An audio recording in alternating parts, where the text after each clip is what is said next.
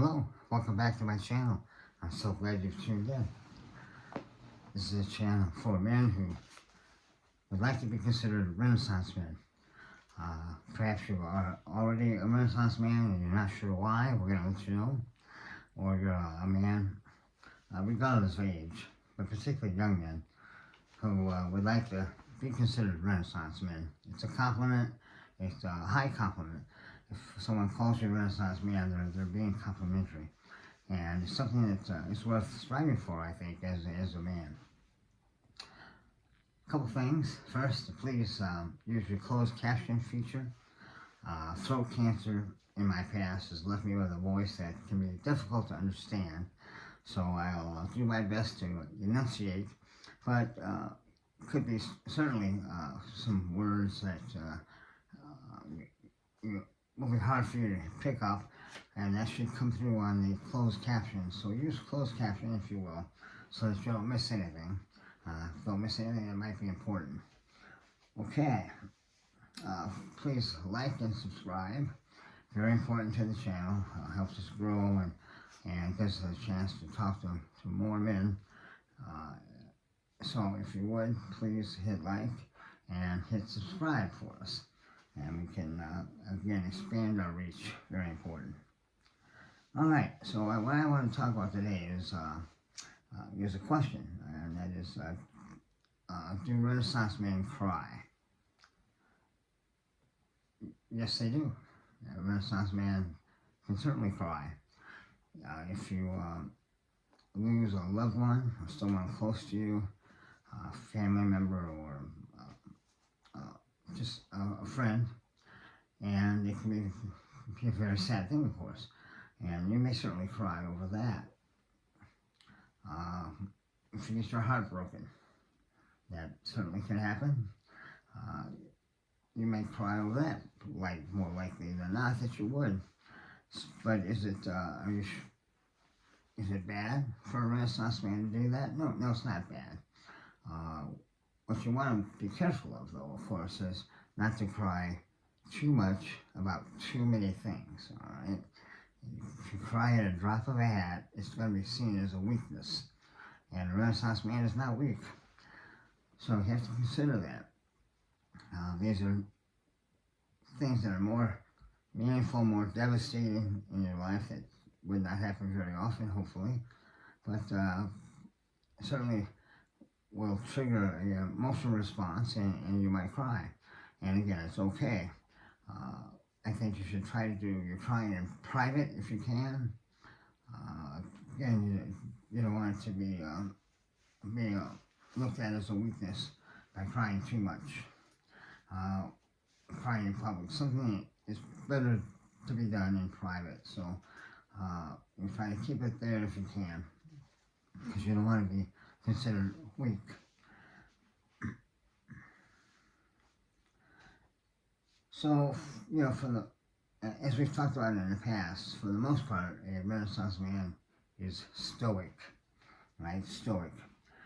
He remains calm in the face of trouble or loss. Be calm, not emotional. That's what a Renaissance man is. You keep your head while others about you are losing their head.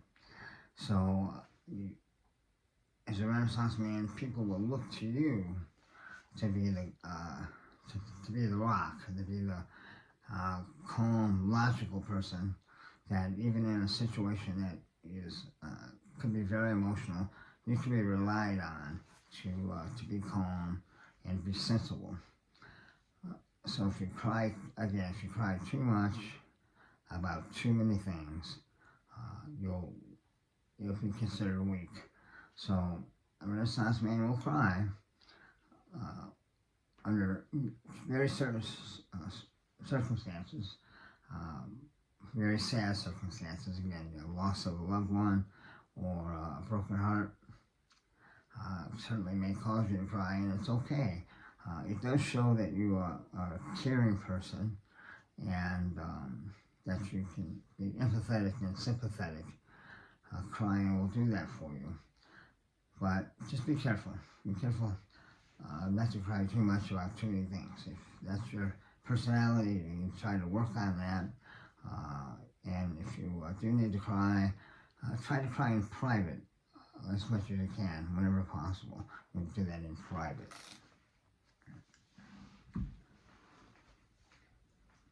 So let me know if you have any questions or comments about this. This subject is kind of harder to get your hands around because it's not something, not a solid thing. It's not like should I open the door for a lady or not. So that's something that's clear cut, yes or no. With this, does a Renaissance man cry?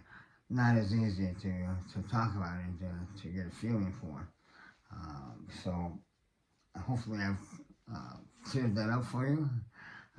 But if not, please let me know in your comments, and I'll try to do a better job next time. Sponsorship today is myself. I'm an author. I've written a couple of books that you might be interested in, particularly if you like science fiction, science fantasy. That's the genre I like to read and write about, sense of escapism, right? Have your own little world. Block off some of the things that might be bothering you or that you are more serious in nature. Gives your mind a break, right? To read science fiction or science fantasy. So, same for writing. Writing does the same thing for me. And again, I've published a couple of books. One is, the first book was The Eyes of the Wizard King. This is available on Amazon. So if you would, if you're interested, please go ahead on Amazon and purchase the book. Helps us out here. I've recently produced a follow-up to that. So this is the second book in the series, The Eyes of the Wizard King. Book 2, A Balance in All Things. So this gives you further adventures of the heroes and heroines in my first book, and what they have to do to save themselves and save the world that they know. I have gotten really good feedback on these. Hopefully you'll like them as well. But let me know. Let me know if you like them or not. And I'm already working on the third book. So any comments that come in, I can certainly consider it. Might make my next book even better. So that's okay with me. All right. Today is 31st. We're about to start a new year, and I hope you have a prosperous, safe new year, and hope you get all the things you want in your New Year's resolution. Thank you so much for tuning in, and I'll talk to you soon. Bye-bye.